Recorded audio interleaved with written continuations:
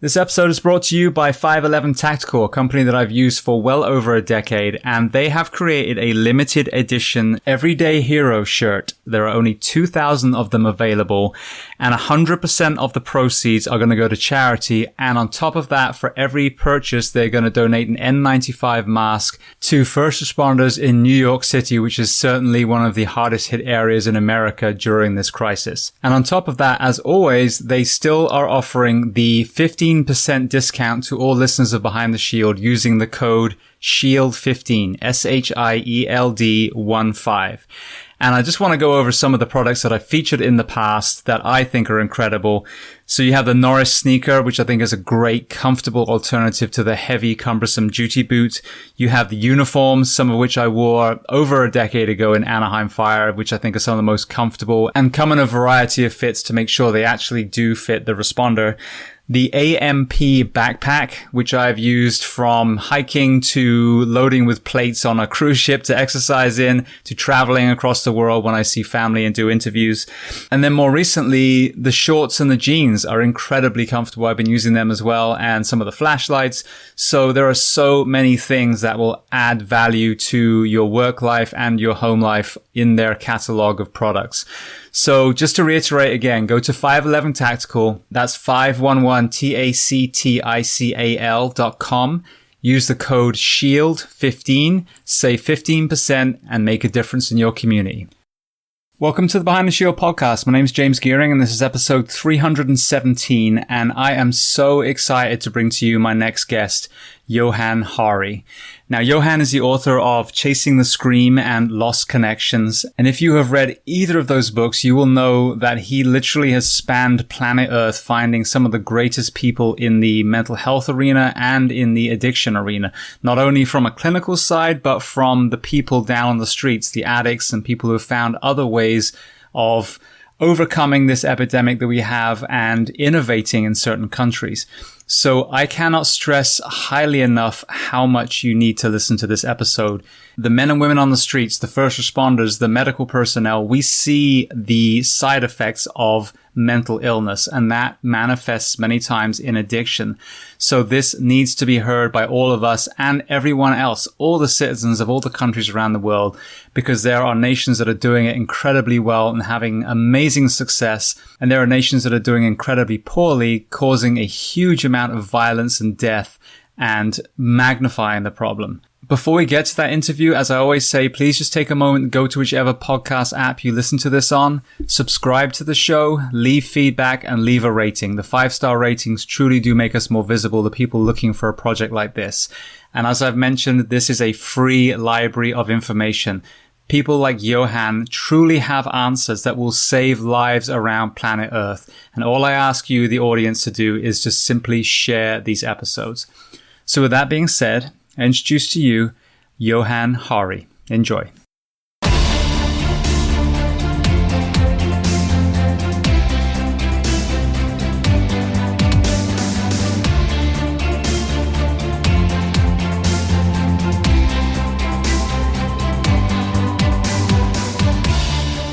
Johann, I want to start by saying thank you so much for taking the time. I know you're writing the book at the moment. I know you're interviewing, with other people as well.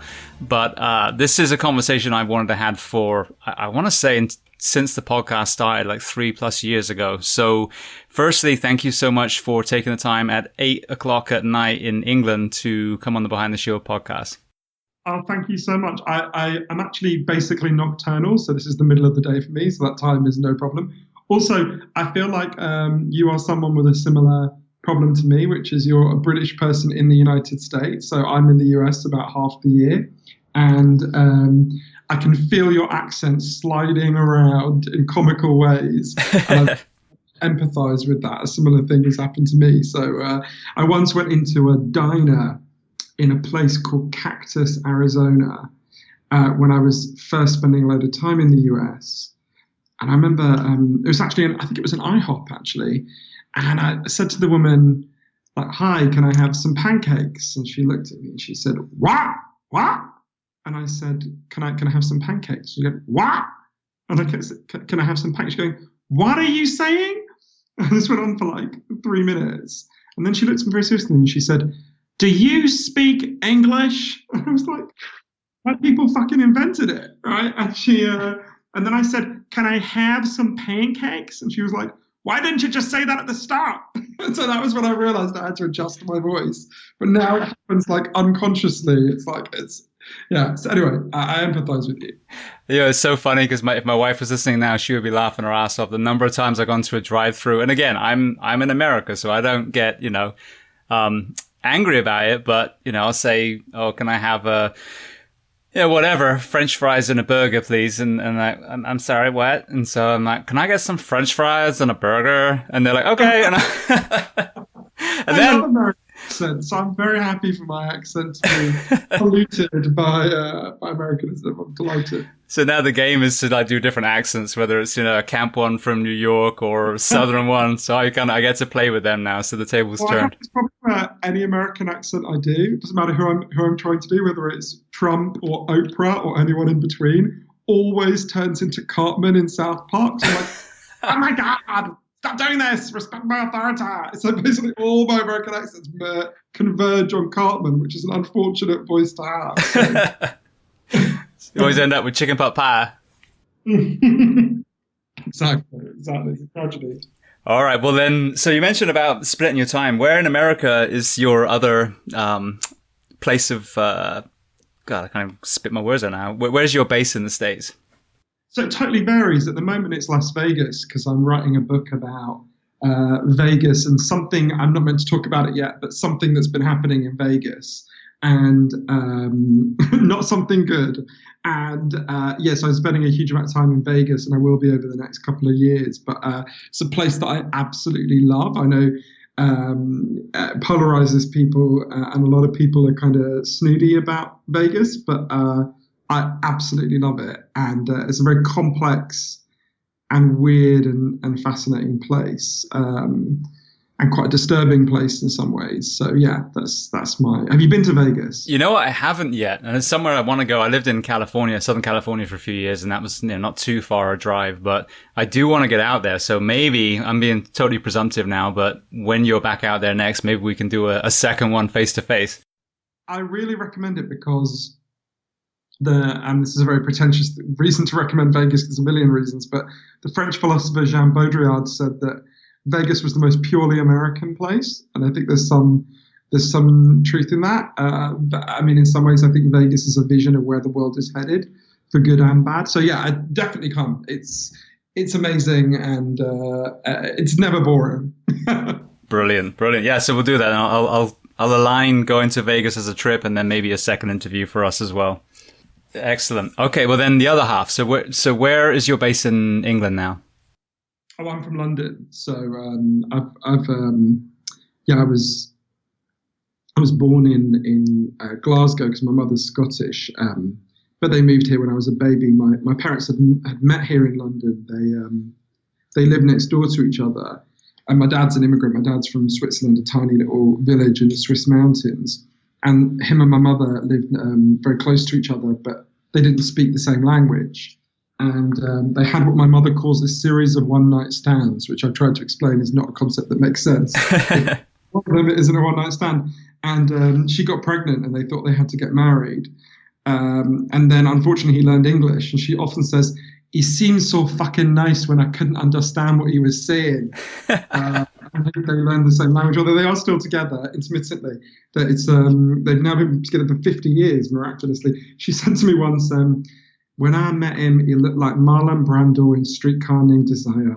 I didn't realize I'd end up with fucking Marlon Brando from Apocalypse Now. Very unfortunate. Anyway, it was a long way of saying I grew up in a place called Edgware, which is the end of the Northern Line in a kind of suburb of London. And now I live in a different bit of North London, a kind of swankier bit of North London. But yeah, this is where I'm from, and I love London. Yeah. I went to University of North London, and I worked on Hampstead Heath as a lifeguard for a while on the ponds there. Oh wow, amazing! I lived in Hampstead for a couple of years. Yeah, it was weird living in Hampstead because I lived on Brick Lane, which for people who don't know London is this really bustling, intense immigrant part of East London, When I moved there, it was a kind of regarded as a bit of a shithole, and then it really rapidly gentrified. So I lived there for 10 years in the middle of this kind of bustling chaos. And I loved it. And then almost exactly on my 30th birthday, I started finding noise irritating. Until then, I was like, hey, this is great. It's always going. People never stop. And then I was like, shut the fuck up, everyone. I've got things to do. But they didn't shut the fuck up. And therefore, I moved to Hampstead, which is a kind of fancy part of London. And I'd never lived anywhere like that before because my family didn't have money or anything. And it was really weird because Hampstead, it was like moving into a very beautiful old people's home because you don't ever actually see anyone, right? It's really weird. Like everyone's in their fancy houses, but you don't see anyone on the street. You don't, it's a very weird, and I had that weird sense of, that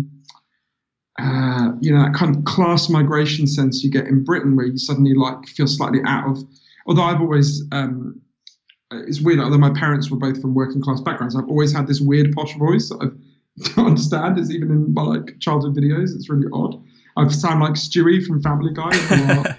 But my mother's like, what's going on? What are you talking about? And I'm like, Mother, stop being so absurd. But but Hampstead, yeah, it was too empty and weird and desiccated for me. So I left in the end. Right. So, well, speaking of childhood, so obviously we're going to explore, mental health and a whole host of areas. You had touched on in the book about some trauma. So, what was the lows of your childhood? I'd rather not go too much into the detail of it because I think it's one of those things where you can sort of tell your own story, but you don't want to tell other people's stories for them.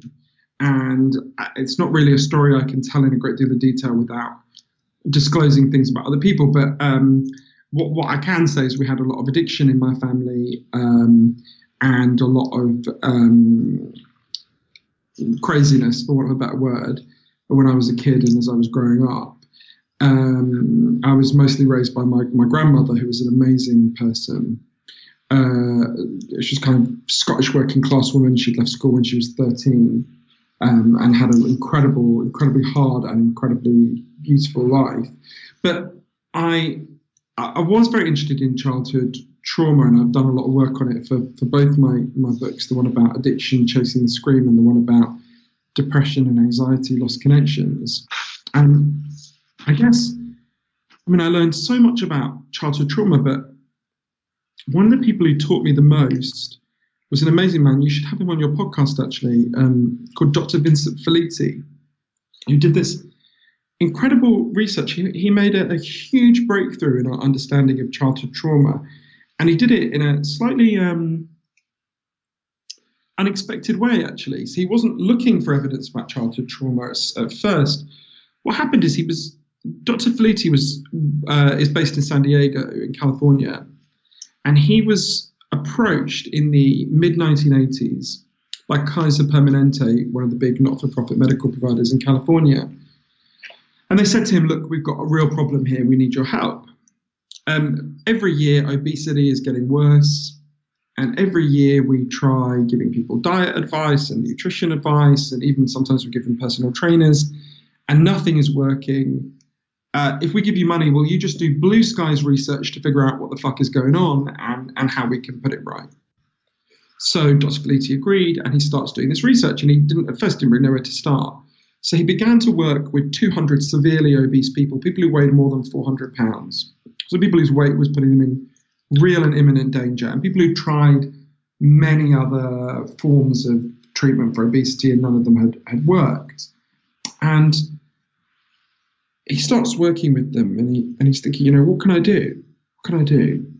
And one day he has an idea that seems like, and in fact is, quite stupid.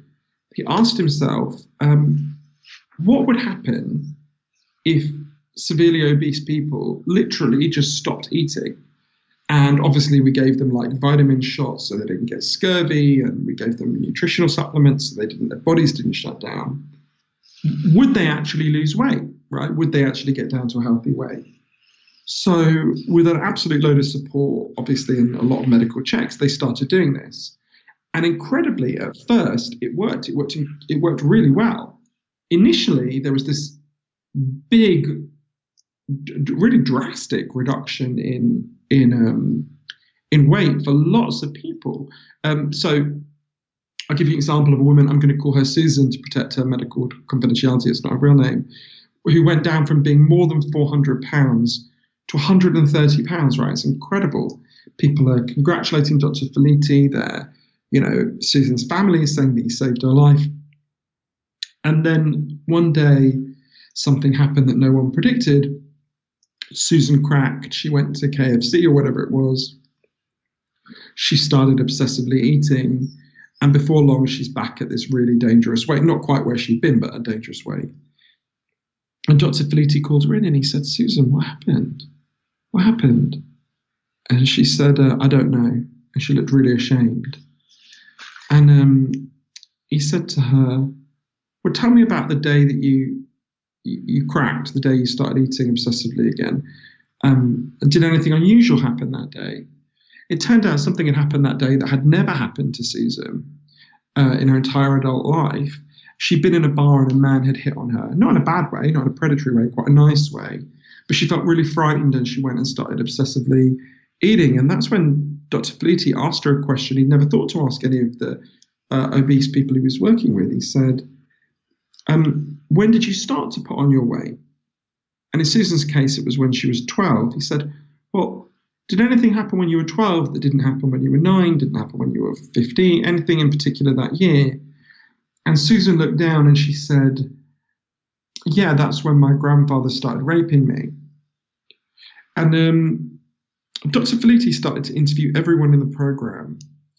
And it turned out a majority of them had put on their weight in the aftermath of being sexually assaulted or abused, which is, at first seems really weird, right? Because that's obviously a much higher than the proportion of the general population who've been sexually abused. It's not half, obviously, or more. So he's like, well, why would that be? Why would being sexually abused lead to weight gain? And Susan explained it really well to him.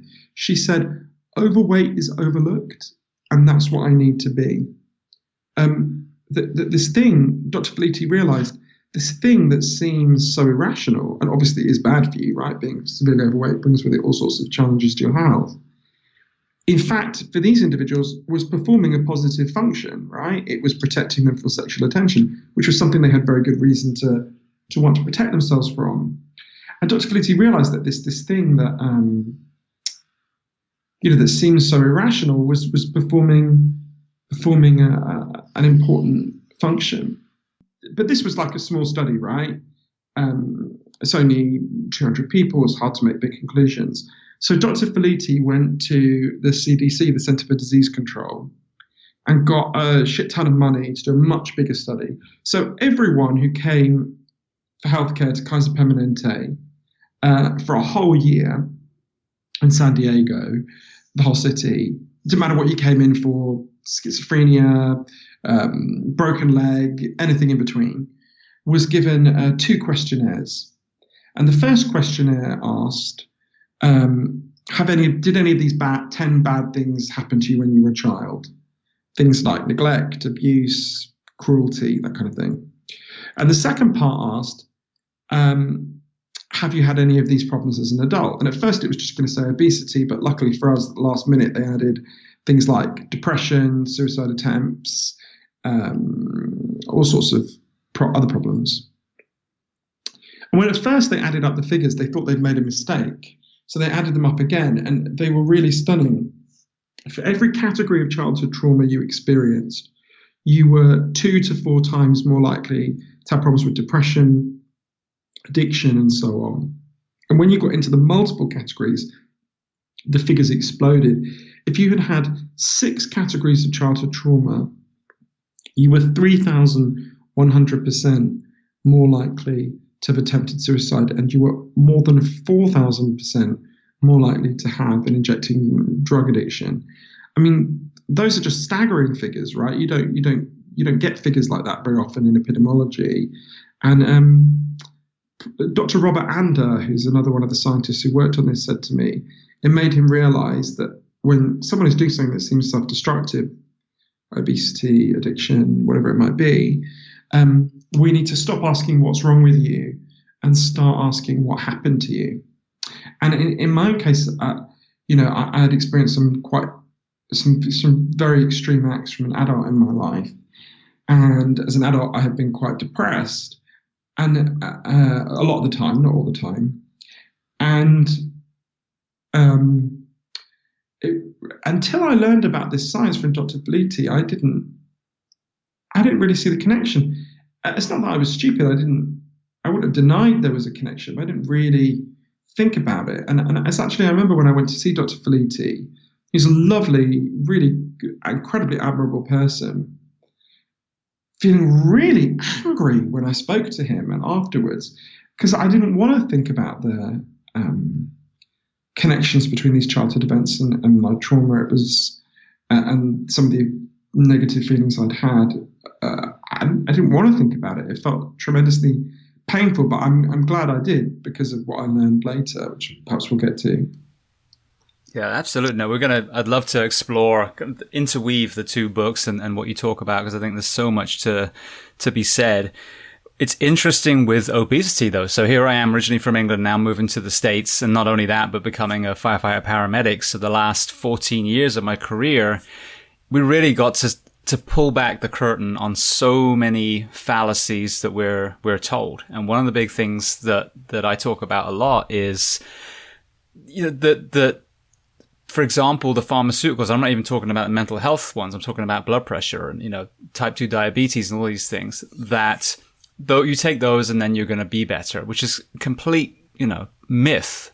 We have a huge epidemic. And from the other perspective I get is I coach at a local CrossFit gym as well, which is, the proactive side of it. Reactive, I'm sticking a tube down someone's throat while my partner's doing CPR. And the other side is we're trying with other trainers to get people away from that.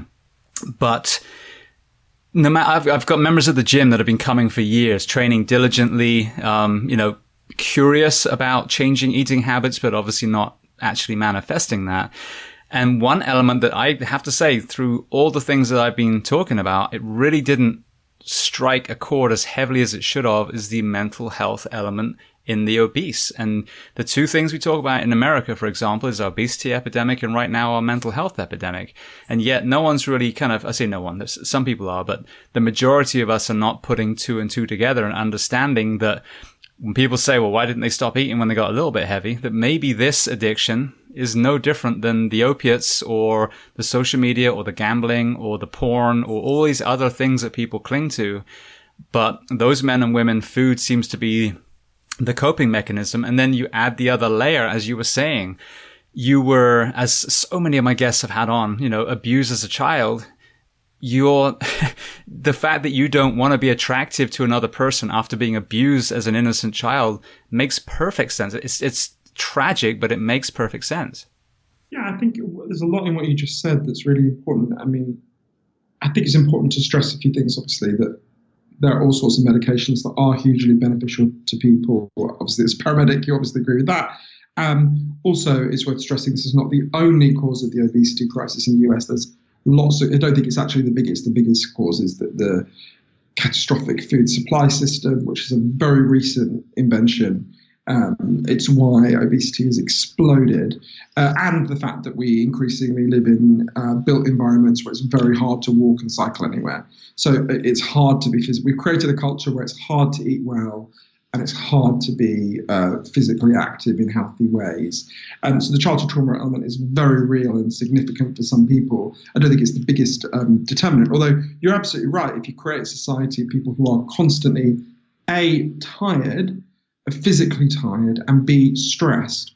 All of us, when we are physically tired and stressed out, unless you're very unusual, some people react differently, but most people want to eat more and they want to eat more shitty food when they're tired and stressed out, right?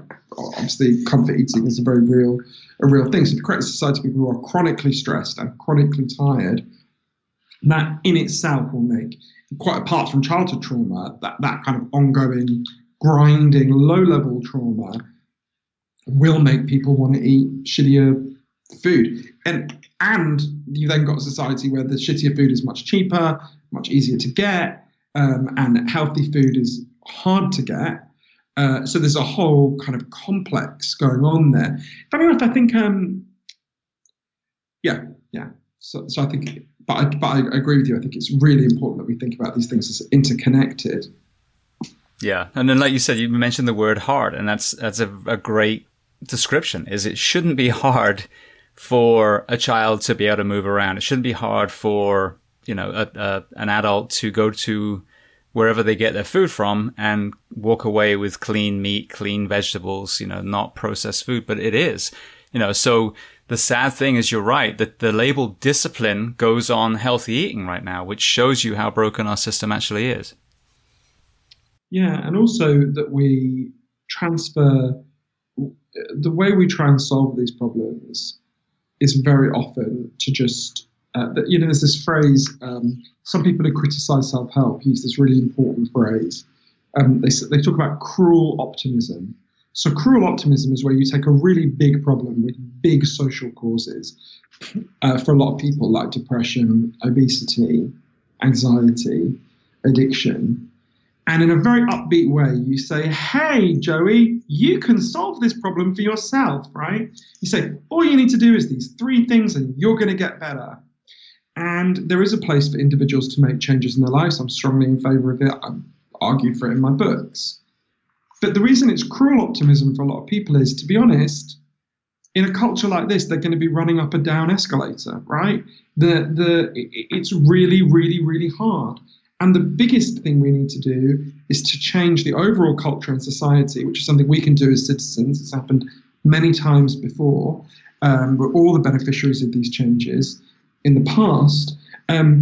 You need to actually change the direction of the escalator, right? You need to stop it so that instead of it being hard to eat well, hard to spend time with your children, hard to not be depressed, to get your needs met, we need to make it easier to do that. And make a society where that is actually the norm rather than something you have to fight like the devil to achieve. And there are all sorts of ways we can do that. And obviously a big part of my books are about, okay, how do we do that? Where has done that? And what kind of evidence can we use to do that? And I think that's essential. I think locating the problem at the level of the individual sounds empowering. And there is a place for it. There's definitely a place for individual changes. But actually locating it entirely at the level of the individual is really cruel, right? Look at a photograph of a beach in the United States 50 years ago. Everyone is what we would now call skinny or slim. Literally everyone, right? There's nobody that we would call fat. Now you look at a beach and, lots of people are very overweight, right?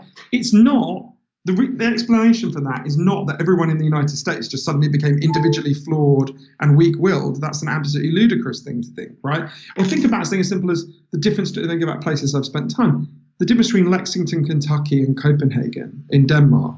Lexington, Kentucky, most people are obese in Lexington, Kentucky, and very few people are obese in Copenhagen in Denmark, right? Why is that? It's not that Danish people are somehow, morally better people than the people in Lexington. It's that in Denmark, they've got a government that has prioritized making sure people can get cheap, fresh, healthy food. They can bike to their work, and they can walk around their city. And in Lexington, Kentucky, I tried to walk places and it's literally impossible to walk other than tiny little bits of Lexington. And it's really hard to not buy the kind of shitty food that I find extremely tempting. And it's very hard to buy fresh and healthy food, especially if you don't have a lot of money. So, I think with most of the problems that you and I are going to talk about, and most of the big problems that we face, social problems, they can't be solved by isolated individuals, but they can be solved when individuals band together and collectively change the way we live. Yeah. Yeah, and I think the perspective I have, and it's the same with mental health in my profession, the fire service, is I've actually been very, very fortunate to have got through my career without any real problems. However, and I've had ups and downs, don't get me wrong, but however, I've also been very fortunate to grow up on a farm in England, be exposed to how to cook when I was young and what real food looks like, and have healthy outlets and have good family dynamics despite, a divorce. So overall was given the tools to get through it. And And the issue I have is, as you said, well, you're having depression, well, you should just do this, this, and this.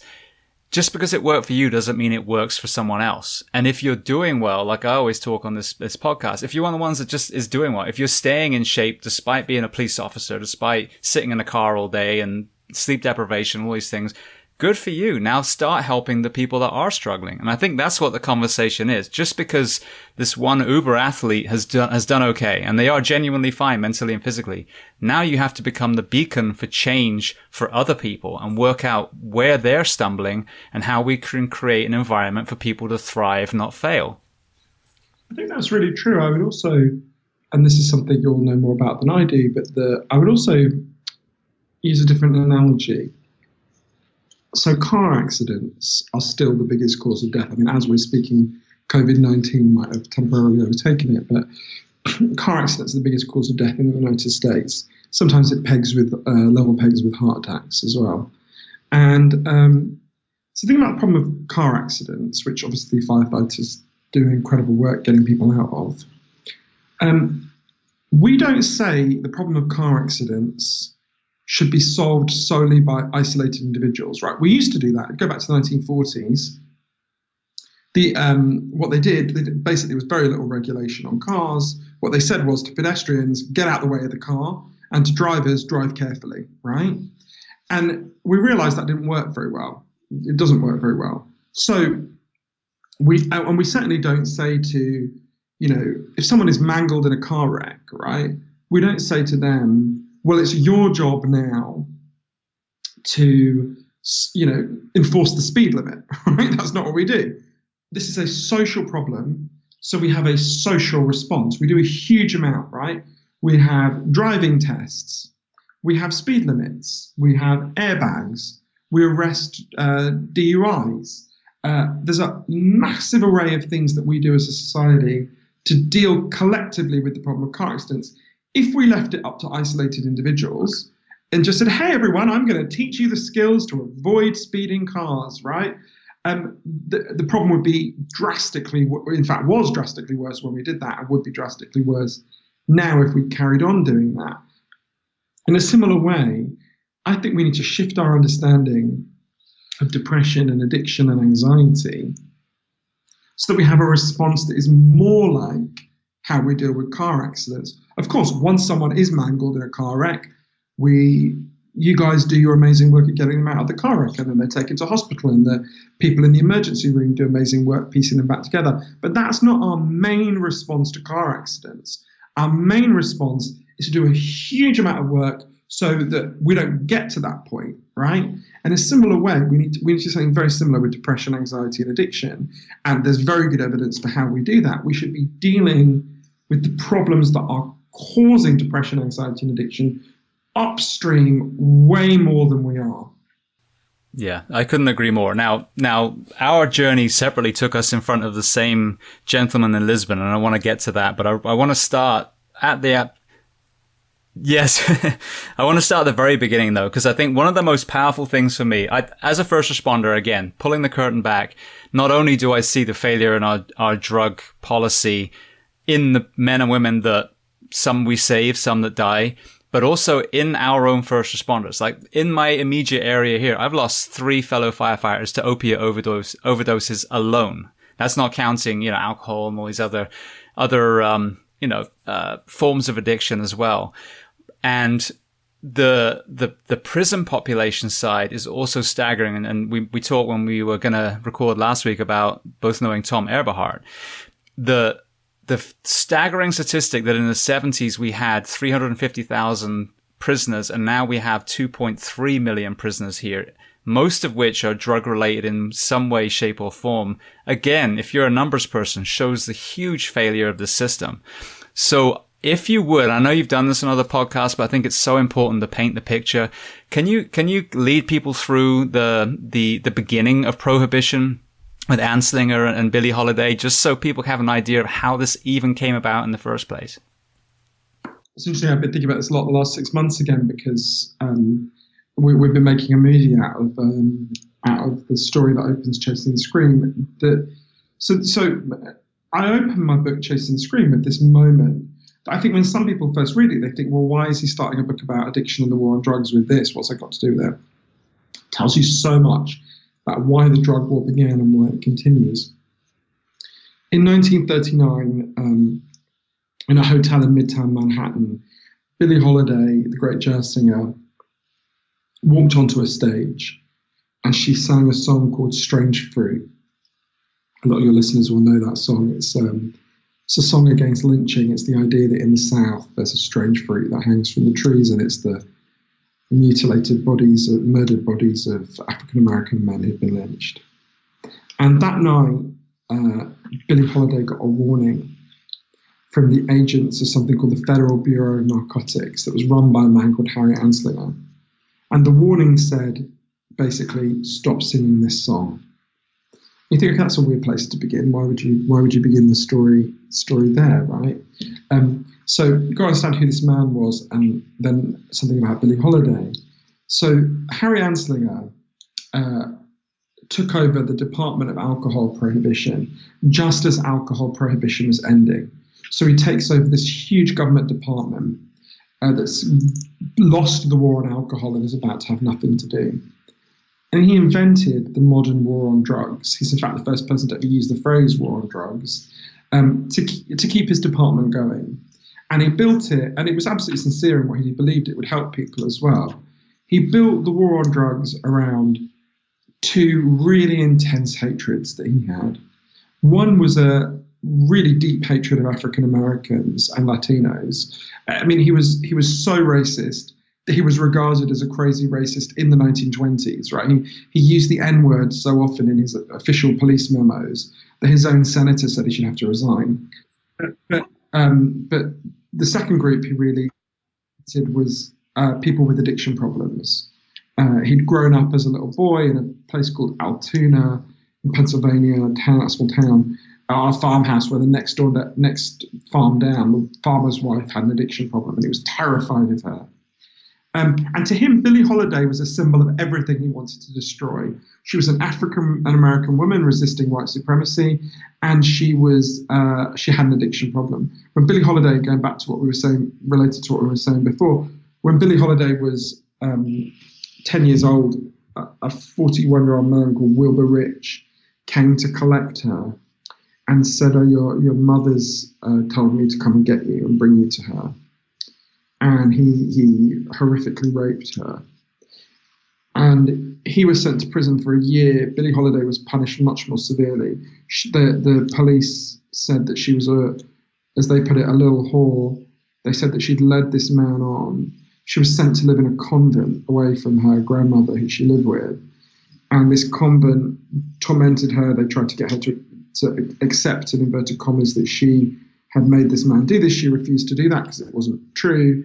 They, tormented her in the most terrible ways. To teach her a lesson, they locked her overnight with the dead bodies, locked her in overnight. Really horrendously cruel things. And Billie Holiday had enough sanity to see that I'm not taking this shit. And she ran away to be with her mother. But her mother was working in a brothel in Harlem. And when Billie Holiday got there, she started kind of working, in inverted commas, alongside her mother. So she was being prostituted. She was being raped by strangers when she was quite young, night after night after night. And in those circumstances, Billie Holiday was terribly traumatized, and she started seeking out whatever anesthetic she could get. So she initially drank a lot of alcohol and then used a lot of heroin. But when Harry Anslinger tells her to stop singing this song, she effectively said, "Fuck you, I'm an American citizen. I'll sing what I damn well please." And that was when Harry Anslinger resolved to destroy her. So he hated employing African Americans, but you couldn't really send a white guy into Harlem to stalk Billie Holiday. It'd be kind of obvious. So he employed an African American agent named Jimmy Fletcher. And he said to Jimmy, "Follow Billie Holiday everywhere she goes, track her, document her drug use, we're going to bust her." And so Jimmy Fletcher, this is part of the focus of the movie, Jimmy Fletcher followed Billie Holiday everywhere. And Billie Holiday was so amazing that he fell in love with her. And his whole life he felt really ashamed of what he did next. He busted her. She was put on trial. she said the trial was called the United States versus Billie Holiday, and that's how it damn well felt. The movie is called the United States versus Billie Holiday. And she was sent to prison for 18 months. She didn't sing a word in prison. And when she got out, the cruelest thing really happened to her, which is that to perform anywhere where alcohol was served, which was pretty much everywhere where you could sing, you needed something that was called a cabaret performer's license. And Anslinger made sure she didn't get it. One of her friends, Yolanda Baban, said to me, what's the cruelest thing you can do to someone is to take away the thing they love. This is what we do to people with addiction problems all over the world. You know, we punish them and shame them and give them criminal records. And in that circumstance, Billie Holiday relapsed. One day she collapsed in Midtown, not very far from where she first sang Strange Fruit. She was taken to a hospital. First hospital wouldn't even take her because she'd had an addiction problem. Second hospital let her in, and they diagnosed her with liver cancer. And they didn't have any heroin in the hospital, so she went into withdrawal, which is very dangerous if you're as weak as she was with liver cancer. And her friend, Maylie Dufty, managed to insist they give her methadone, which they did. And she got better. And then after 10 days, Anslinger's rules meant that she got cut off. And she died the next day. One of her friends told the BBC that she looked like she had been violently wrenched from life. And I think this story is so important for so many reasons. It tells you about what the drug war was about right from the start. It was about racism. It was about destroying people with addictions, not helping them, shaming them and punishing them, and making their lives worse. But also, to me, it tells something much more important, even more important, which is, you know, in this culture, we tell one story about addiction that's admirable, that people with addiction problems sometimes recover. And that is indeed admirable, and everyone listening to your podcast who's recovered from addiction deserves a huge amount of love and congratulations. But that's not the only heroic story about addiction, right? Billie Holiday never stopped being addicted. She died with an addiction problem. She was still a hero. You know, no matter what they did to her, she always found somewhere to sing Strange Fruit, right? She would go to the worst parts of the Deep South where they threw bottles at her, and she sang her song. Right? I remember, I didn't put this in the book, I wish I had. Yolanda Bavan, who's herself a great jazz singer, who knew Billie Holiday, said to me, you know, towards the end of her life, Billie Holiday thought she'd be completely forgotten. No one would remember her. And I said to her, what would you say to Billie Holiday if you could speak to her now? And she said, I'd say to her, Billie, today I went into Whole Foods and they were playing your songs. Nobody forgot you, baby. And I think in some ways, like this conflict between Billie Holiday and Harry Anslinger continues, right? Most of the world still follows some version of Harry Anslinger's war on drugs, and it makes us weaker and sicker than we need to be. And yet all over the world, people listen to Billie Holiday, and it makes them stronger, and it makes them psychologically richer, and it makes them better. And that conflict goes on. Yeah, it's so awful when you read the book, and anyone listening to this, you need to read Chasing the Scream. Simple as that. Especially if you're in any sort of first responder profession where you're a part of the story. But when you take a step back and look at addiction as a mental health problem and not, and I've talked about this on so many episodes, oh, just a bum, just a hooker, just a, you know, whatever, just a gangbanger. But you actually take into someone's life story from that giggling little toddler to where they are today. Sending someone to prison because they had audacity to become dependent on a drug is just so nonsensical. And, you know, we'll get to Portugal in a moment, but you know, fundamentally, it's not what say it was this great experiment.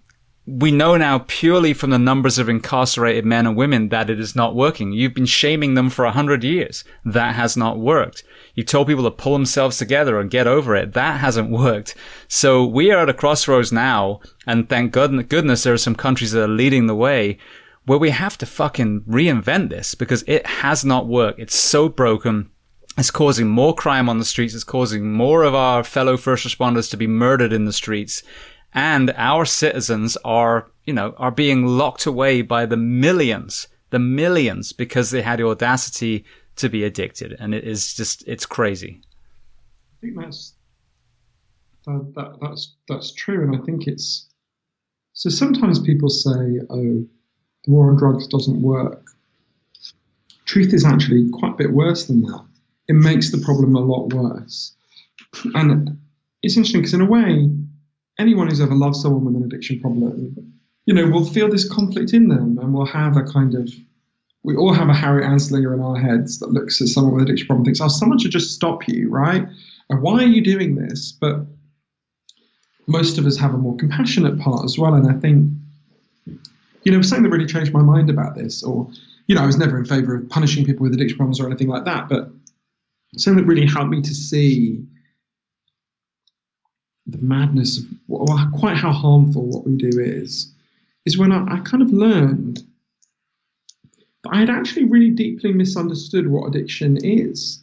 So like I say, we had addiction in my family, and I had a very clear story about addiction in my head, which everyone listening to this podcast will have heard in some form, which is, let's take heroin addiction because that's something that was close to me. If you'd asked me when I started doing the research for Chasing the Scream, whenever it was, 8-9 years ago now, what causes heroin addiction, I would have looked at you like you were an idiot. And I would have said, well, the clue's in the name, dummy. Obviously, heroin causes heroin addiction. We've been told this story for 100 years. It's actually been a big resurgence during the opioid crisis, and I hope we get a chance to talk about that. That's not totally wrong, but turns out to be one part of a much bigger picture. So we think, I'm sitting here in London. We think if I kidnap the next 20 people to walk past my apartment, and like a villain in a horror movie, I injected them all with heroin every day for a month. At the end of that month, they'd all be heroin addicts for a simple reason, that there are chemical hooks in heroin that their bodies would start to desperately physically crave, right? That they'd start having this tremendous physical hunger for heroin. In fact, that's why we call it being hooked, right? Because you crave the physical hook. The first thing that alerted me to the fact that there's something too simplistic about this story is when it was explained to me in Britain. If I step out of this interview now and I get hit by a truck and I break my hip, I'll be taken to hospital and I'll be given a lot of a drug called diamorphine. Diamorphine is heroin, right? It's medically pure heroin. It's actually much better shit than I'd ever score on the streets, right? Because it's pure. People in Britain are given this drug in hospitals quite often. If anyone listening to this has a British grandmother who's had a hip replacement operation, your grandmother has taken a lot of heroin, right? If what we think about addiction is right, that it's caused primarily or entirely by exposure to the chemical hooks, what should be happening to all these people in British hospitals, right? They should be leaving and trying to score. Some of them should, right? Granny should be leaving with this tremendous physical hunger and so on. This has been studied very carefully. It doesn't happen, right? And when I learned that and read the relevant scientific studies, I just thought, it can't be right.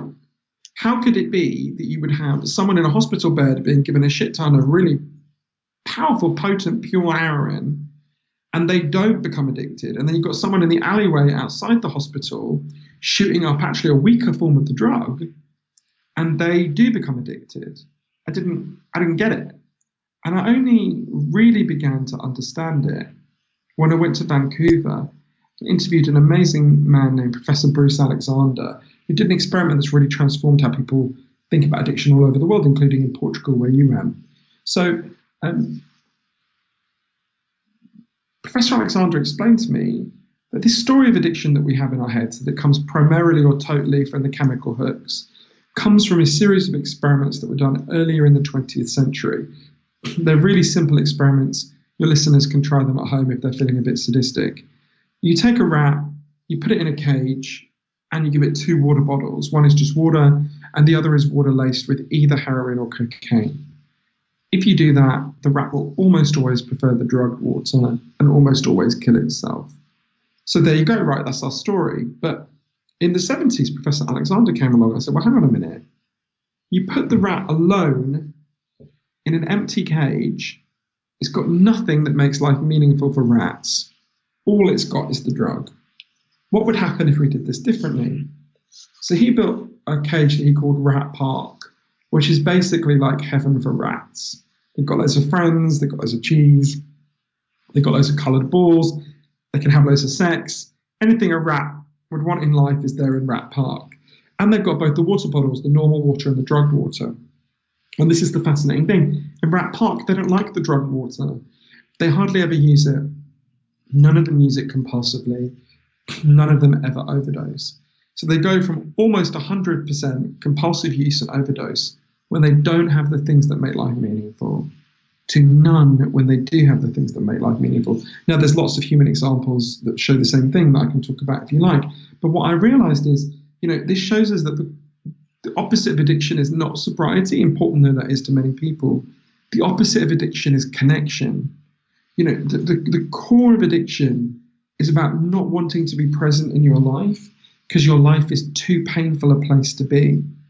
And once you understand that, you can see where we started, which is that why the drug war is such a disaster. The drug war is based on the idea, think about it, it's been a holiday. The drug war is based on the idea that if someone's got an addiction problem, you need to punish them in order to give them an incentive to stop.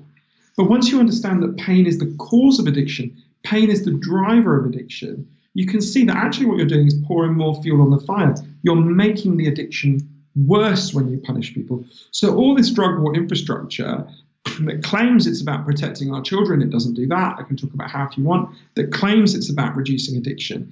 Actually, it's making addiction worse.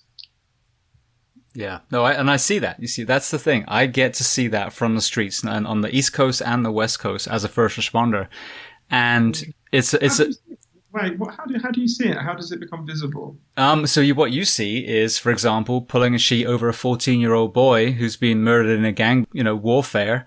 You see the OD that you save in a Dunkin' Donuts by having to stick a needle in her neck because she's so atrophied on her AC area, the normal place we do needles. You see the accidental overdose of the guy who had shoulder surgery and either forgot or was taking too much. You see it all over the place. There's so many, dead people in my little Rolodex of memories just from 14 years. That's a very short time. It's the East Coast, it's the West Coast, and then factoring in the firefighters that I've lost, personally, that weren't the patients, they were responders, and they also were the patients. And I think that, that's what made it so powerful. So the backstory of how I ended up in Portugal, my mother and brother moved to Portugal about 20 years ago, from England, kind of just created a new foundation out there.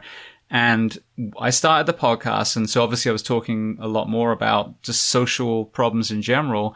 And she said, did you know they decriminalize drugs here? And I was like, no, I'd never heard of that. So I started researching it. Initially was trying to get one of the police officers from the Vice special that they did about it. But at the end, I just emailed João Goulão, who was the man that spearheaded this incentive. And I said, I'm going to be out there. Could I come see you? And he was like, yeah. So I got to sit down with João the same way as you do. And I'll obviously let you tell the story, but I saw it for myself. It wasn't like I read it in some newspaper article. So having witnessed it myself and coming from a first responder perspective, knowing it doesn't work, tell me about your journey to Lisbon and what you saw them doing there. I'm so glad you met João. Isn't he an amazing man? Oh, so nice. And just, talk about changing the world. His passion has saved hundreds of thousands of lives in that country. Yeah, he's an incredible person. And he was absolutely central to the change that happened. So I'm interested to hear more about what you saw there. The way it began is that by the year 2000, Portugal had one of the worst drug problems in the world. 1% of the population was addicted to heroin. And every year they tried, essentially the American way, more. They arrested more people, they imprisoned more people. And every year the problem got worse. And one day the Prime Minister and the leader of the opposition got together and they said, look, we can't go on like this. What are we going to do? So they decided to do something incredibly radical, something nobody had done in 70 years. Of the drug war, they said, should we ask some scientists what we should do? So they set up a panel of scientists and doctors led by João Goulão, who had set up the first drug treatment center in Portugal after the fall of the dictatorship in the early 1970s, and in 1972, I think it was. And they said to this panel, it was doctors, social workers, and a judge. They said to them, and some social scientists. They said, you guys go away, look at all the best evidence about addiction, go anywhere you need to go in the world, take as much time as you need, and we've agreed in advance we'll do whatever you recommend. So it just took it out of politics. So the panel went away, they looked at loads of things, they looked at Rat Park, amongst other things, and they came back and they said, okay, this is what we're going to do, we're going to decriminalise all drugs, from cannabis to crack, the whole lot. But, and this is the crucial next step, we're going to spend all the money we currently spend on screwing people's lives up, harassing them, arresting them, imprisoning them. And we're going to spend all that money instead on turning their lives around. And interestingly, it's not really what we think of as drug treatment in the United States. So there's some residential rehab that has some value. But the biggest thing they did was a big program of meaning and job creation for people with addiction problems. Say you used to be a mechanic. They go to a garage, they'll say, if you employ this guy for a year, we'll pay half his wages. They set up a big program to distribute small loans to people with addiction problems so they could set up and run businesses about things that they wanted to do. The goal was to say to everyone with an addiction problem in Portugal, we love you, we value you, we're on your side, we want you back. And by the time I went to Portugal, that had been in place, that system, for 13 years, and the results were very clear. Portugal went from being almost at the top of the European league tables for drug problems to the very bottom. Overdose deaths were down by more than 50%. Injecting drug use was massively down. HIV transmission was massively down. And one of the ways it works so well is that, Portugal's a democracy. They've got 5 big political parties. None of them want to go back. And I went to interview another amazing person called João Figueira, who was the top drug cop in Portugal at the time of the decriminalisation. And he said what lots of people totally understandably say when you talk about decriminalising all drugs. He said, this is crazy. What are you fucking talking about? This is going to cause an explosion in drug use and in children using drugs and more overdoses. And he said to me, everything I said would happen didn't happen. And everything the other side said would happen did. And he talked about how he felt really ashamed that he'd spent so many years shaming and punishing people under the old system when he saw now that he could have been helping them all along. And I think this is something I saw everywhere in the world that's gone beyond the war on drugs, from Uruguay to Vancouver to Switzerland to Portugal. There's always a pattern. Before it happens, it's incredibly controversial and people think it's madness. And then they see it in practice, and it's not a magic bullet. They still have problems in all those places. But the problems reduce so significantly that quite quickly, the things that were regarded as crazy become seen as just common sense. And the things that were the old system of prohibition actually begins to be seen as what it should be seen as, which is the radical, crazy option, the one that doesn't work.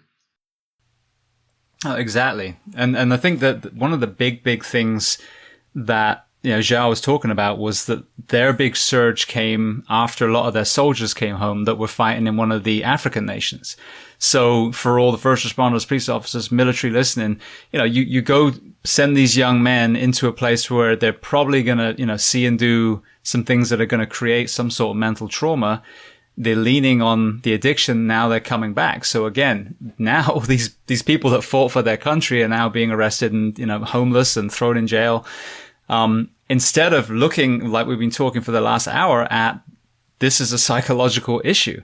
So when João explained that by doing this different, way of taking care of addicts, now the addict, the person who's looking to reach out, the person who wants help, can come out of the shadows because they're not afraid of being arrested. They're not going to get, a criminal record that's then going to prohibit them from getting a good job and getting back on the right track. Right now, you're an addict. Not only do you have your addiction, not only are you then going to find probably exactly the same drug in many of the prisons, but once you get out, you've got that record holding you down, for years and years and years. So as we mentioned earlier, which of those two systems set a human being up for success to overcome an addiction and become a thriving member of society?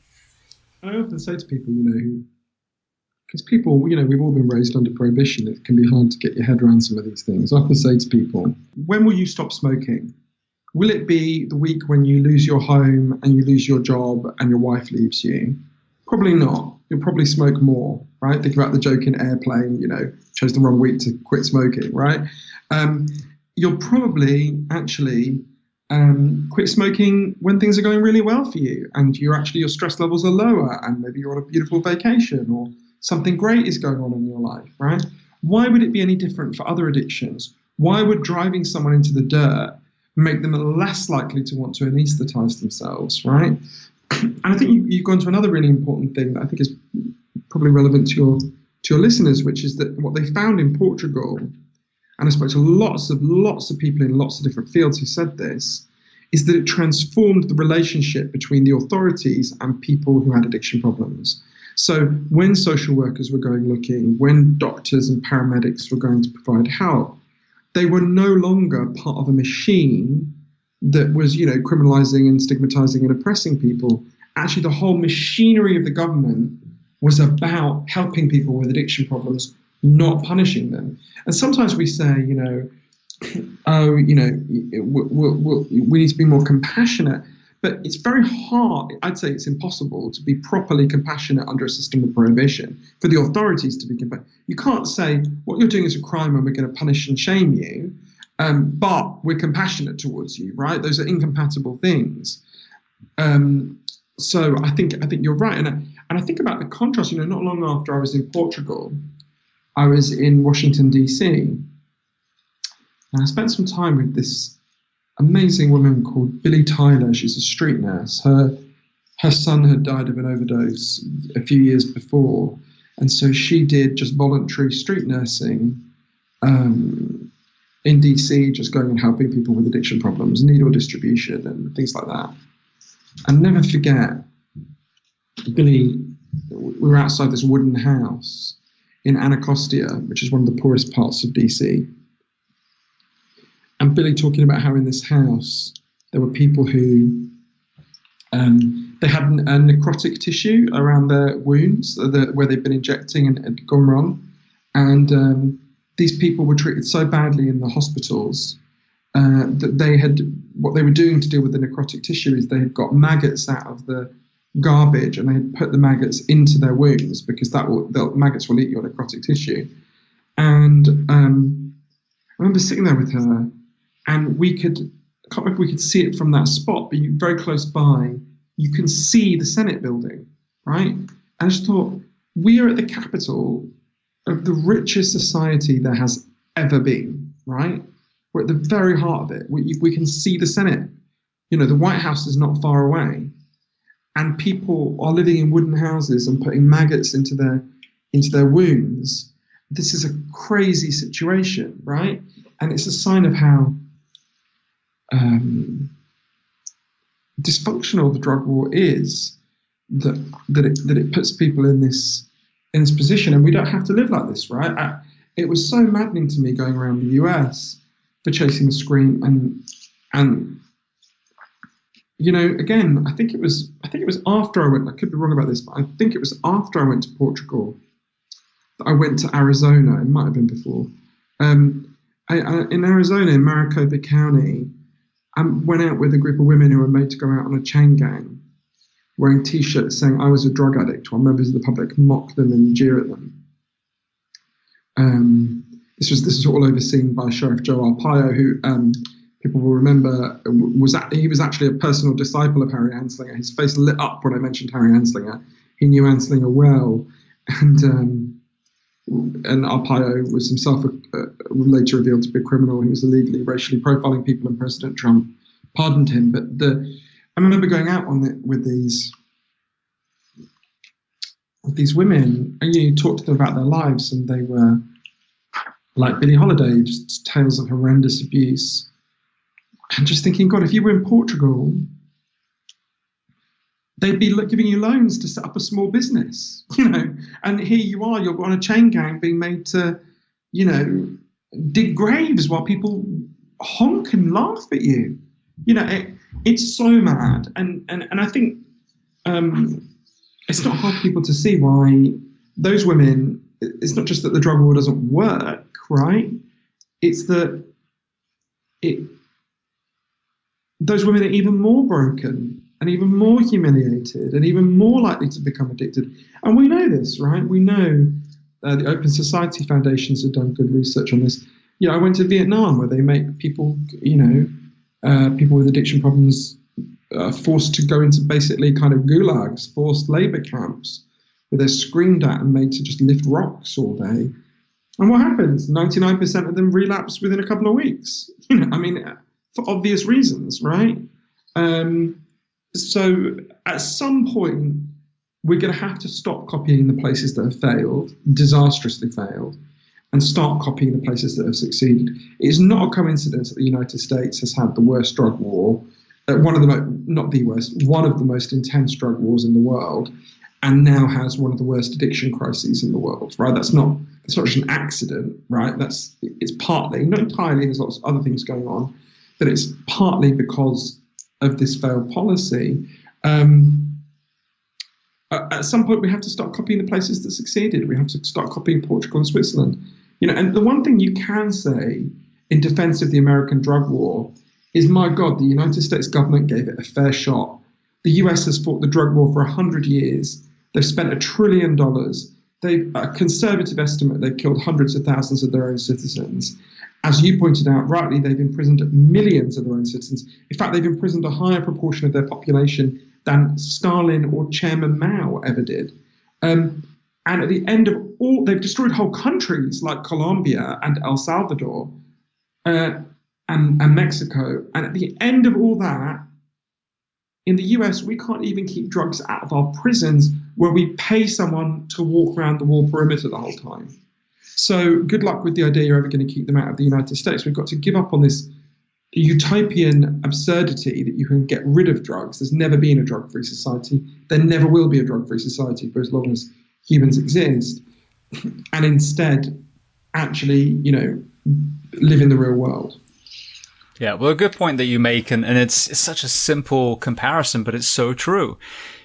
When alcohol was in prohibition, there were gangs murdering each other. And, as you mentioned, and I laugh about it, but it's so true. I've never seen, Coors and Miller Lite in a big gang warfare in the middle of New York, So when you cut the head off the snake, say, you legalize or decriminalize, depending on which framework they use, the very people that prey on the weak, the drug dealers, the drug smugglers, these horrendous gangs that have come out of this, supply and demand. It's the most basic economics, the same way as you've done with marijuana in Colorado and some of the other places.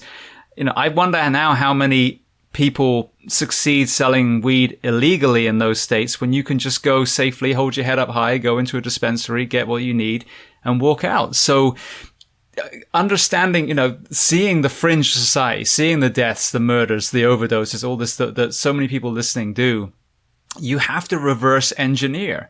If you want the crime to stop, you have to stop empowering the criminals, and the criminals' currency are the drugs. You take that over, you make it legal, and obviously then filter all that money, as you said, that we were spending on the quote unquote drug war, and put it into, mental health counseling, job creation, safe, injection sites. You take all the power away. I mean, I can't imagine what the Mexican border would look like if we decriminalized drugs. I mean, you probably wouldn't even have the immigration problem that you have, because people wouldn't be flooding out of that country because they're fearing for their lives. I think it's important to distinguish between decriminalization and legalization. So decriminalization is where you stop punishing drug users, but they still have to go to armed criminal gangs to get their drugs. Legalization is where you open up some legal route for them to get their drugs. And that's different for different drugs. No one is suggesting there should be a heroin aisle in CVS or anything, but there can be legal routes to heroin that are not that, like as Switzerland did. I can tell you about that if you want. But you're right. I think you've gone to what I think is the biggest moral issue around the drug war. I think, as you can tell, that what we do to people with addiction problems is very close to my heart. That's not actually the worst thing we do.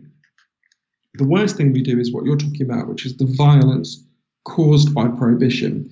And if you think about that, if you want to understand that, just do a very simple thought experiment. Anyone listening, go and try to steal a bottle of vodka, right? Just go and try to steal one. With the store that sells the vodka, if they catch you, they won't shoot you, right? They'll call the cops. The cops will come and take you away. So that store doesn't need to be violent. It doesn't need to be intimidating. It's got the power of the law to uphold its property rights. Okay. Now imagine you don't want to steal a bag of vodka. Let's imagine you want to steal a bottle of vodka. I'll say it again. Now imagine you don't steal a bottle of vodka. Imagine you go and steal a bag of cocaine or a bag of heroin or a bag of meth, right? Obviously, the person who sells that, and there will be someone in your neighborhood selling it, can't call the cops, right? The cops would come and arrest them. They've got to fight you. Now, they don't want to have a fight every day, right? So as the many drug dealers I spent time with for Chasing the Scream explained to me, you've got to establish a reputation for being so frightening that no one will be foolish enough to pick a fight with you, right? So, you establish your place in the neighborhood through intimidation, through fear, through theatrical acts of violence. As the writer Charles Bowden put it, the war on drugs creates a war for drugs, right? Everyone listening to your podcast knows who Al Capone was. I bet no one listening knows the name of the head of Budweiser, right, or the head of Smirnoff. Right? Why is that? There's a professor at Harvard called Jeffrey Myron who has an amazing graph of the murder rate in the 20th century in the United States. Massively shoots up when alcohol is banned and drops like a stone after alcohol is legalized again, right? Just like you said, the head of Budweiser doesn't go and shoot the head of Coors in the face, right? But alcohol gangs did fight and did kill people to extraordinarily high level when alcohol was banned. What changed? Not the drug. Alcohol is the same thing it was before and the same thing after. What changed is the system of legal regulation around the drug.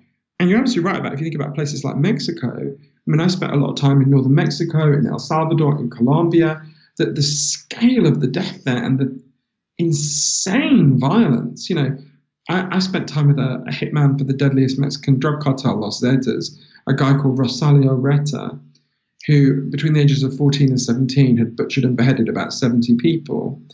I remember a funny experience when I went to interview him he's in prison now in Tyler County in Texas. And on the way in, the guard said to me, obviously we can't leave you alone with him because he's like beheaded 70 people. I was like, oh, good, thanks, stick around. 10 minutes into talking to him, I turned around and realized they'd fucking left me with him. But anyway,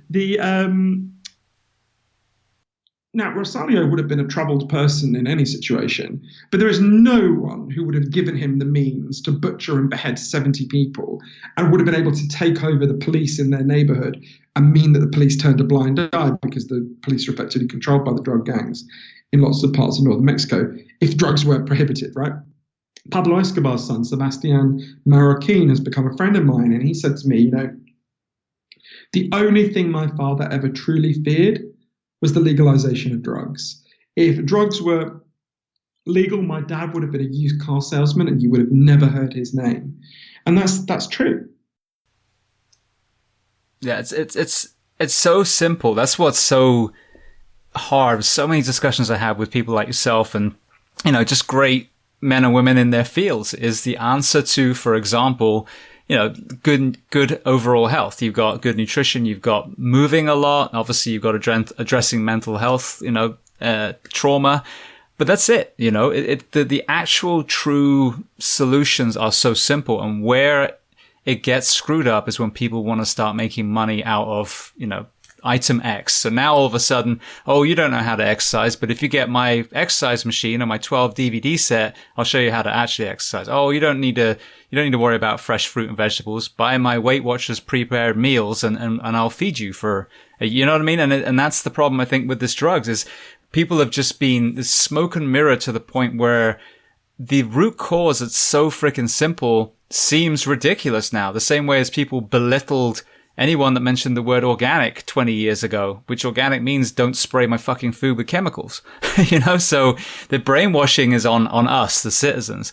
And the more. I think you're right. I think there's some, there's some complexity in how you think about legalization, because we need to move to a legal, regulated ways of accessing these drugs. But that does mean different things for different drugs. In the same way that, in California, where you are, I'm sure it is legal to own a dog, a monkey, and a lion.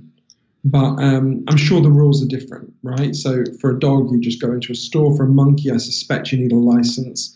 And for a lion, I'm sure they come and like they should have done with the Tiger King guy in Oklahoma. I'm sure they come and like inspect your house and make sure you're not a crazy person, right? You can't just have a tiger anywhere, a lion anywhere. In the same way, when we say that drugs should be legal, of course, we don't mean all drugs should be available in the way that alcohol is, right? Now, I think there are lots of drugs that should be. I think cannabis should be. I think we've been moved to a license. I would prefer a non-profit model, but okay, the model we have is a lot better than prohibition. The model that's emerging is even though it's a commercial model, is a lot better than prohibition. But with something like, and I think we should experiment with that for things like ecstasy and so on. But that would not be a good model for heroin, for example. I don't know there are some very hardcore libertarians who would just have open sale of heroin, but I don't know many people, even in the drug reform world, who are in favour of that. So you think, well, what's the legal route we can allow? And this is not a theoretical question. So as we mentioned, my dad's from Switzerland. I spent a lot of time in Switzerland investigating this, because Switzerland legalized heroin for people with addiction problems. And it's a model that's really worth thinking about. So at the same time that Portugal was having its catastrophic drugs crisis, Switzerland had a really bad drug problem in the late 90s. Very high levels of heroin use and overdose, and they tried all sorts of things, and it was just a nightmare. And people might remember famous scenes in the 90s of like Swiss parks full of like people injecting each other in the neck, and just really, really heartrending scenes. And then, so Switzerland tried all sorts of forms of punishment, and then they got their first female president, a really incredible woman named Ruth Dreyfus. It's one of my favorite. She's my candidate for president of the world. And Ruth looked at the science, and she'd been health minister before, so she knew a lot about this.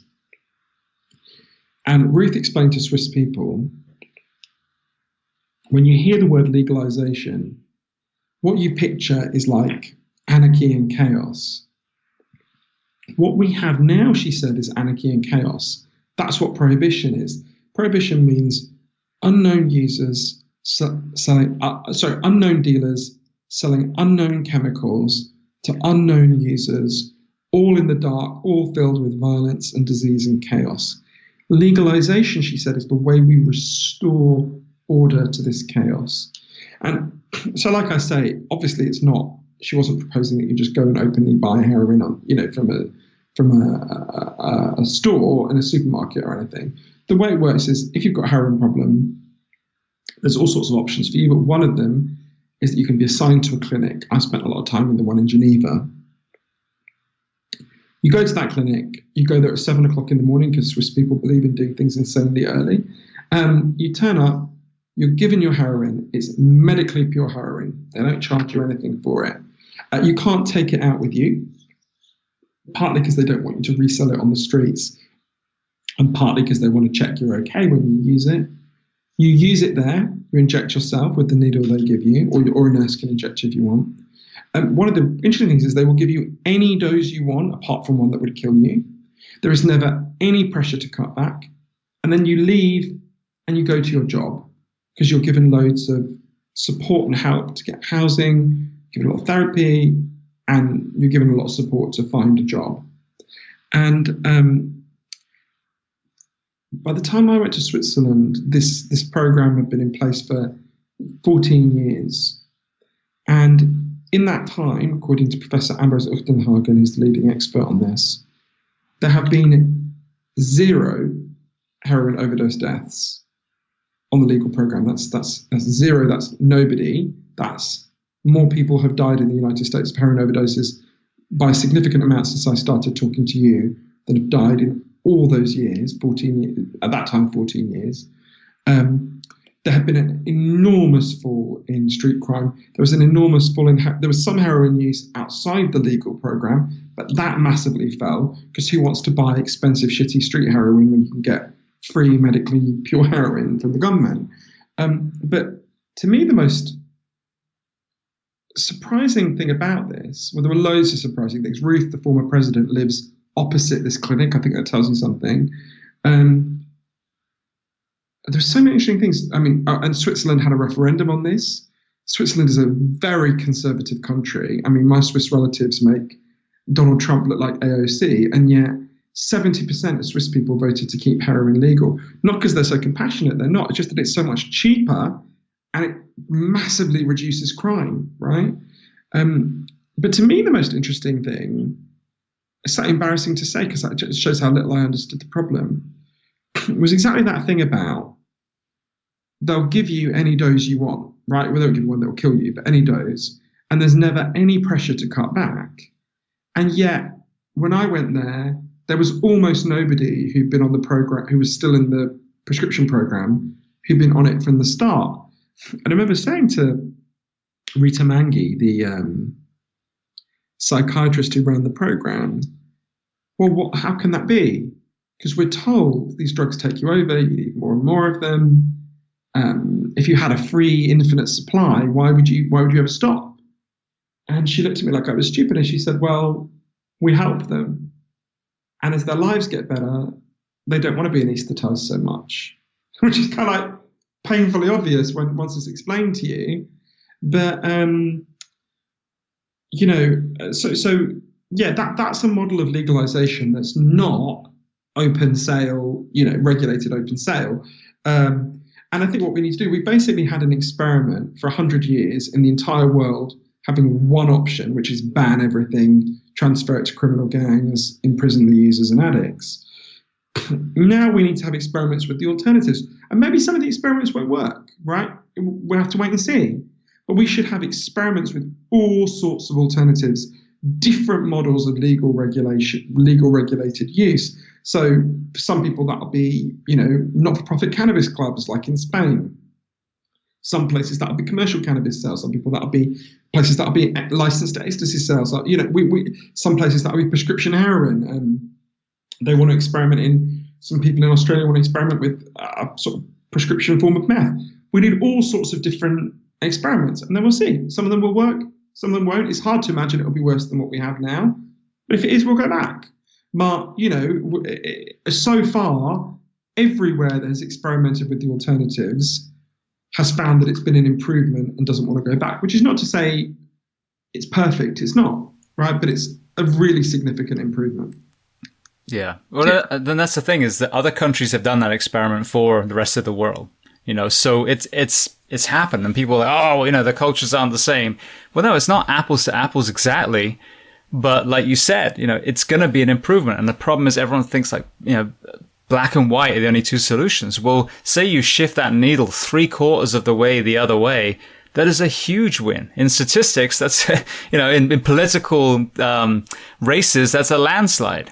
But you don't want to try it because you think that the people in America are so different than the Swiss people or the Portuguese people. We're all just people fundamentally. And yes, there are different cultural things.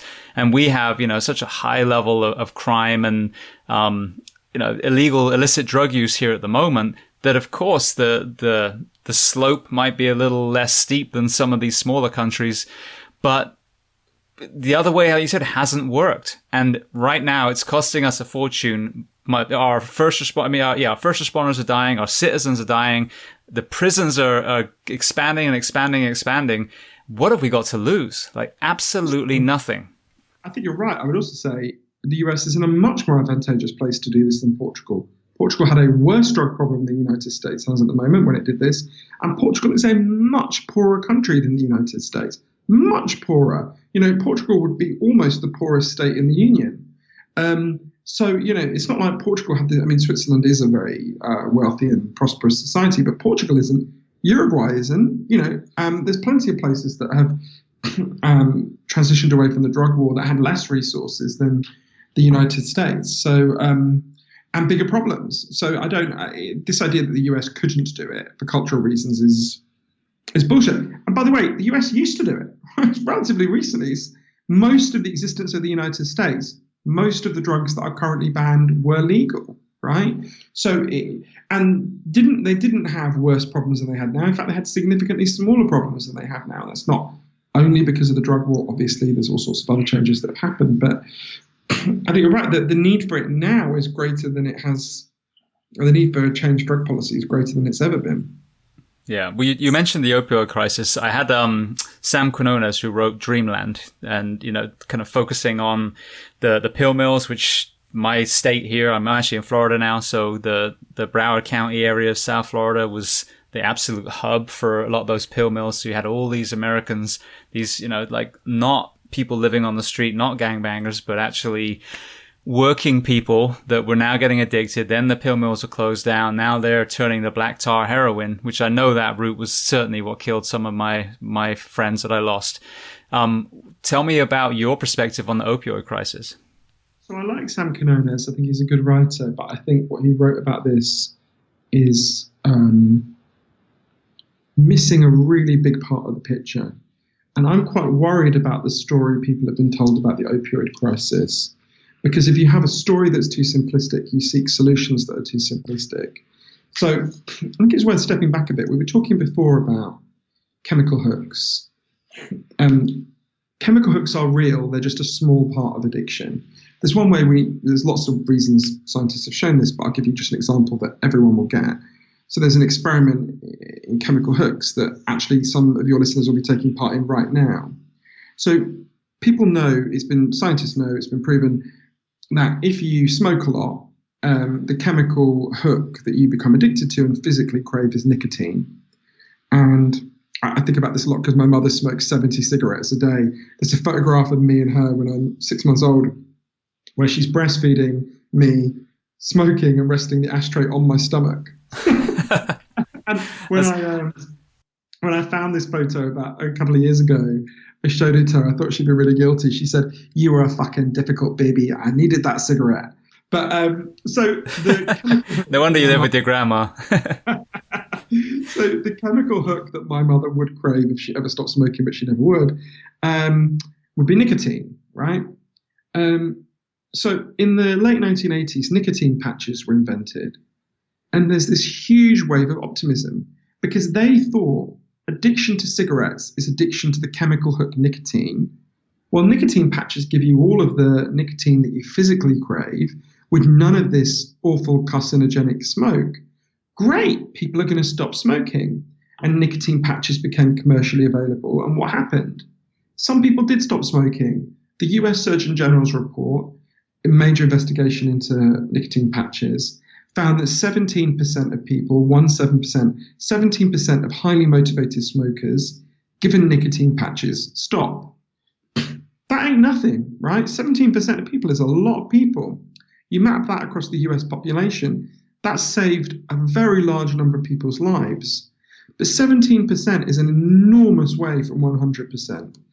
Something else is going on for that other 83%. That isn't just a craving for the chemical hook, right? And let's just remind people, there's a broad agreement that nicotine is the most powerful chemical hook out there, right? So now let's think about opioid addiction.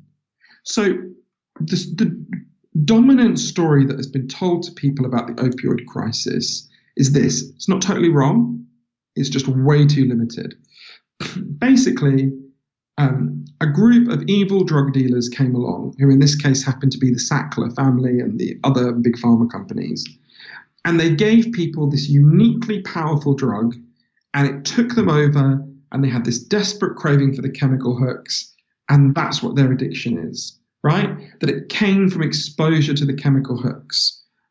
Now, the chemical hooks in prescription opioids are real, and you will experience physical withdrawal if you use them for a while and stop, and that's not to be underestimated. It's a real phenomenon, but it's way too simplistic. Firstly, the vast majority of people who use prescription opioids do not become addicted, and crucially, where are the addictions happening, right? People on the faculty of Harvard are much more likely to be able to, well, as a fact, have much easier access to prescription opioids than any other part of the population, because they have extremely good healthcare, right? Extremely good health plans. Addiction to prescription opioids is very low on the faculty of Harvard. Might be some, but it's very low. People in West Virginia have very poor medical coverage compared to the rest of the country, certainly compared to the faculty at Harvard, and they have amongst the highest levels of opioid addiction in the country, indeed in the world, right? If it was just about ease of access and exposure, that would make no sense. So what's going on in West Virginia that's not going on in the faculty of Harvard, right? You don't have to spend long in West Virginia or Monadnock in New Hampshire, one of the other epicenters of the opioid crisis, where I spent some time to see the answer, right? Through no fault of their own, the people of Monadnock, the people of West Virginia, have been stripped of the things that make life worth living, right? Just like everyone has physical needs for food, for water, for shelter, everyone has psychological needs. You need to have meaningful work. You need to have a secure future. You need to have community. You need to feel that other people see you and value you. And the people of West Virginia have been humiliated and stripped of the things that gave them status and meaning, right? The industries that they worked in, the whole society they knew has been pulled away from them. There's a very good study that showed when a factory closes down, opioid addictions double in the period after. Now, if that was just due to the chemical hooks in the drug, that would make no sense. But when we understand the lesson of Rat Park, it makes perfect sense. The people who've done the best research on this are Professors Angus Dayton and Anne Case, who you should totally interview, who call these deaths of despair, right? Opioid overdose deaths are at their highest where non-opioid based suicides are highest, where chemical antidepressant prescriptions are highest. Why would that be, right? Why would that be an extraordinary coincidence if those things had no bearing on this, right? If you strip people of the things that make life worth living, lots of them will seek to anesthetize themselves. If you want to understand why people are taking so many painkillers, you've got to understand why they're in so much pain. And to tell a simplistic story, go right back to where we started with the obesity, right? The sexually abused people who become obese to protect themselves, right? Dr. Felitti, who did that experiment, said to me, he realized it's like there's a fire inside these people and we've been focusing on the smoke. And I think that analogy works quite well for the opioid crisis, right? Now, that is not to dispute that big pharmaceutical companies behaved appallingly. They lied about these drugs. They massively lied about the risks, which are very real. They, created enormous commercial incentives for doctors to overprescribe these drugs. I despise the Sackler family and the companies that did this. I hope they lose their fortunes and die in prison. There's not a moment of an apology for these people from me. But to say that they are the sole or primary reason for the opioid crisis is as fatuous as Nancy Reagan blaming the crack epidemic on crack dealers. It's way too simplistic a way of thinking about what's going on. This is a difficult thing to say, and I don't want to be misunderstood, but Marianne Faithfull, the great British singer, annoyingly, she's most famous for having gone out with Mick Jagger, but I think she's much better than Mick Jagger. She had a heroin addiction in the late 60s. She was homeless. She had heroin addiction. And in her memoir, she says something like, heroin saved my life because at that point, if it hadn't been for heroin, I would have killed myself, right? It's a very challenging thing to say. Marianne Faithfull is not saying heroin is a good solution to despair, right? No one thinks that. The truth is, these opioids, people are turning to them because they're in profound pain, deep, deep pain. And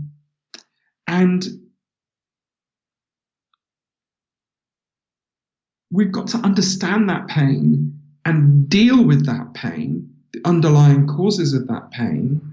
And if we just pathologize the behavior, it would be like thinking, I mean, this analogy is going too far, but it would be somewhere in the direction of thinking that if someone's got an obsessive compulsive disorder with turning light switches on and off, the main problem is with the light switch. It's a misunderstanding of the origin of the problem.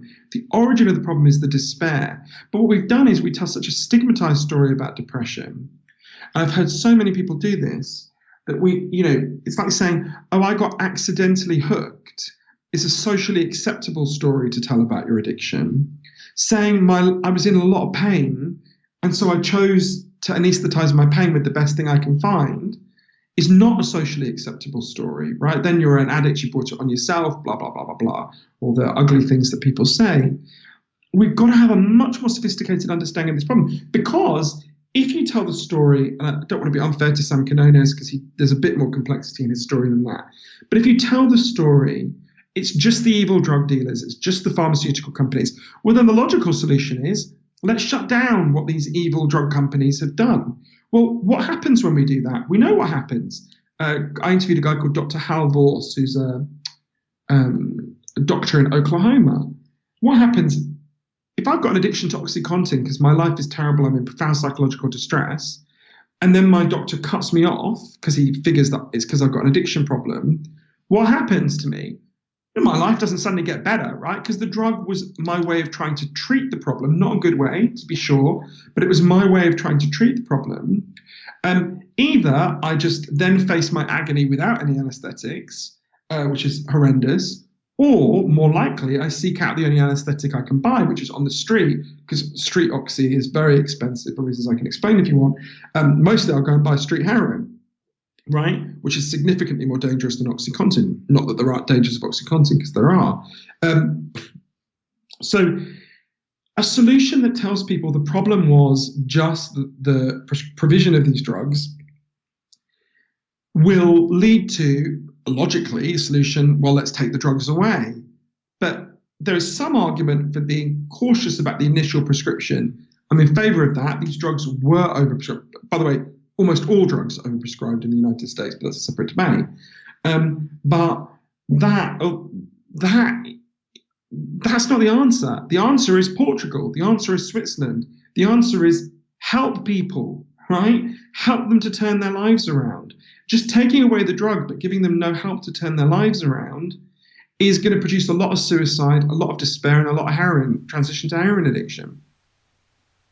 Yeah, and I think the analogy to kind of compare that to is alcohol. Obviously, alcohol is legal, which was great, but the average person listening, how many times do you lean on having a drink? You had a rough day, whatever it is, but you can easily access it. There's no stigma around it. You know, you blow off steam with your whiskey or whatever it is you do, but then you go about your day. And the other thing with alcohol is it's almost impossible to kill yourself unless you drown on your own vomit because you pass out before you can consume too much. But you know, that again is also an underlying mental health thing. And I think one of the biggest elephants in the room in first responders is alcoholism, because it's accepted. You know, when we go to funerals, we drink. When we go to celebrations, we drink. So it's kind of like a crafty,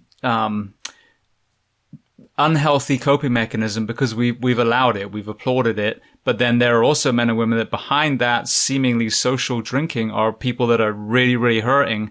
And one of my close friends who's a firefighter here in Central Florida, the last time I saw him, he was absolute in crisis. He was about to go to a rehab facility for the third time. And he looked me in the eye and said, James, if this doesn't work, it's over, meaning he was going to take his own life.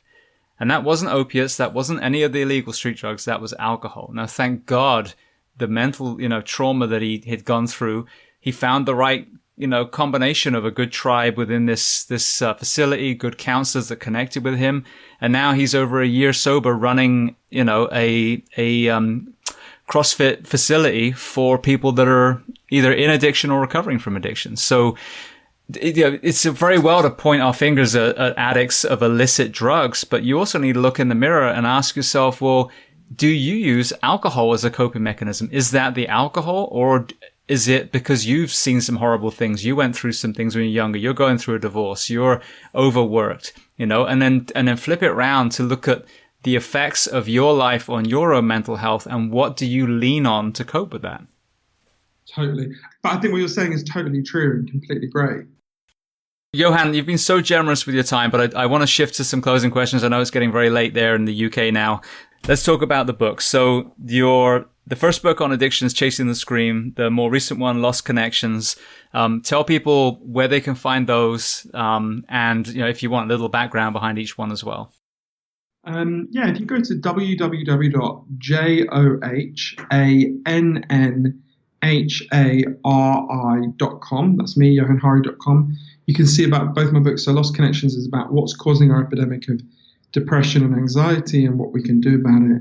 And Chasing the Scream is the book we've mostly been talking about, which is about addiction and the drug war. And since people have quite a lot of time at the moment, if they're shut at home, on the websites for both of those books, you can hear interviews for free with loads of the people we've been talking about. You can take quizzes to see how much you know about addiction, depression, and the drug war.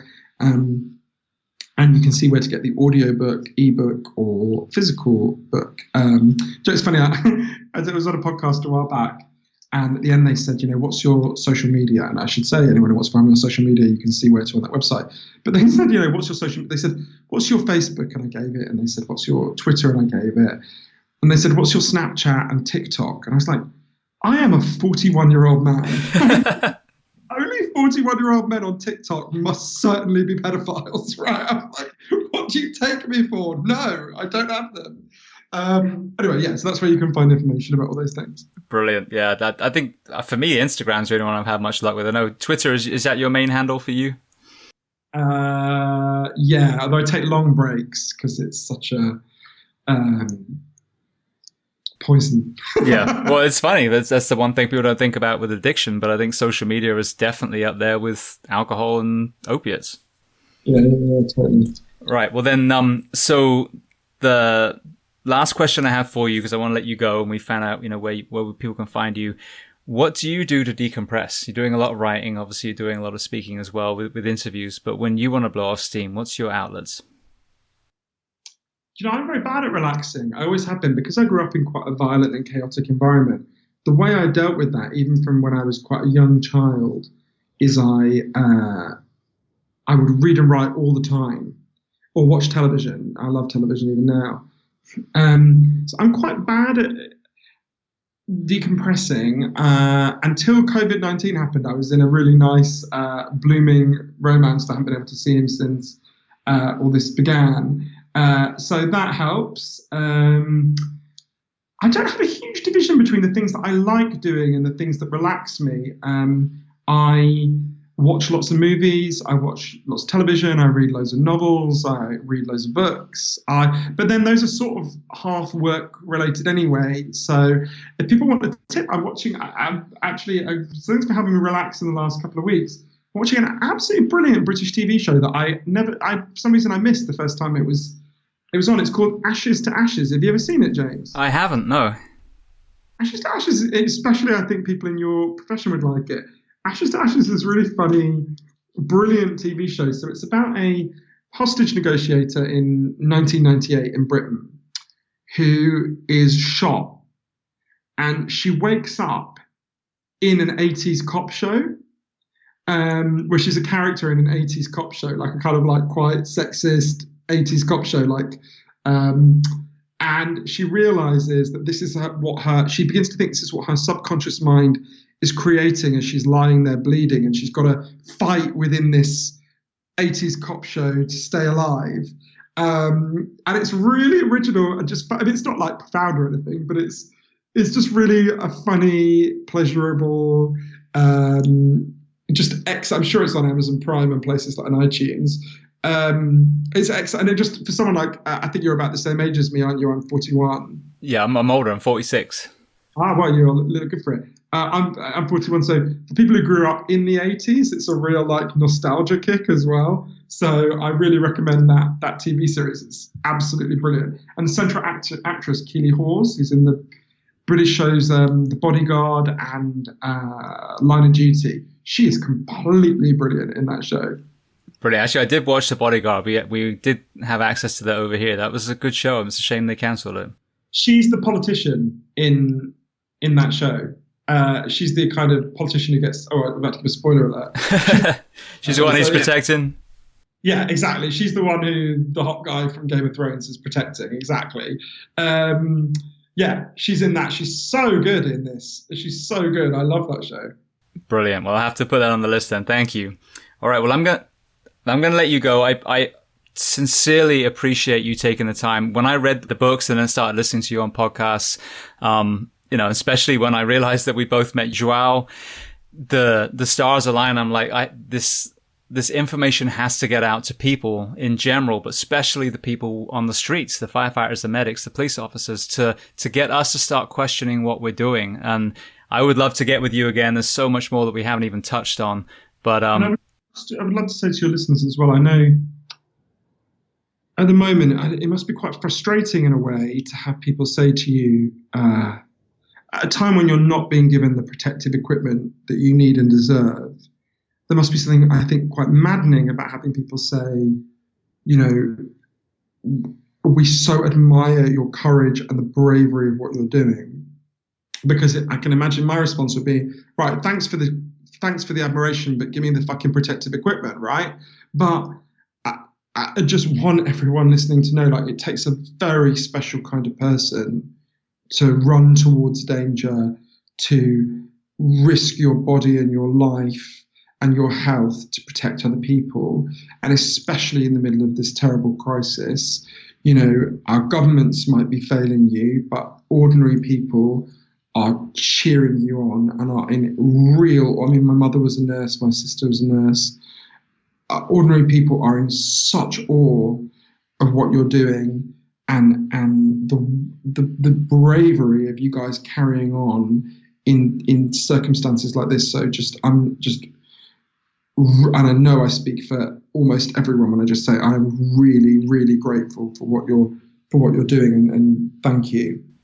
Well, thank you. I think this is a great time for us to look at the nation's health, and I think the mental health needs to be in that whole discussion that we're talking about. And the way you make a nation safer, whether it's drug addiction or whether it's a virus that comes around, is having resilient men and women. And the more that we support groups like the NHS again and, fund these facilities and obviously the first responders, and then encourage good nutrition and good fitness and the counseling environment, then the healthier men and women we're going to have in all the countries of people listening from now. And, hopefully we can bring solutions to the problems. And that's absolutely what you're doing. So I thank you back again. Oh, well, yeah, I'm doing like about 1/1,000,000th of what you guys are doing, but thank you so much. And I really enjoyed this conversation. Let's do it again. Come to Vegas.